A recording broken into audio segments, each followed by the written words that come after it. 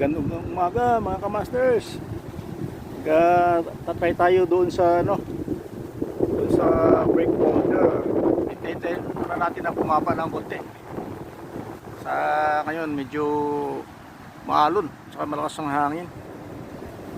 Right, standby muna mga kamasters. A few inches later. Mga kamasters, nakaisa na tayo. Alright.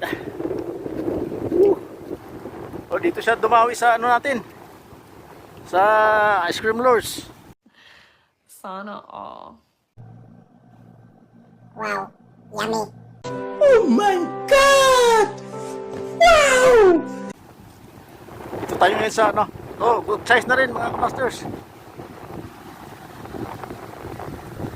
Dito tayo sa ocean side ng Seabreeze area. Alright. Matras na ako dahil nga sobrang lakas ng ng alon. Dinadala tayo ng current. Ang delikado. Alright, at least nakaisa na tayo.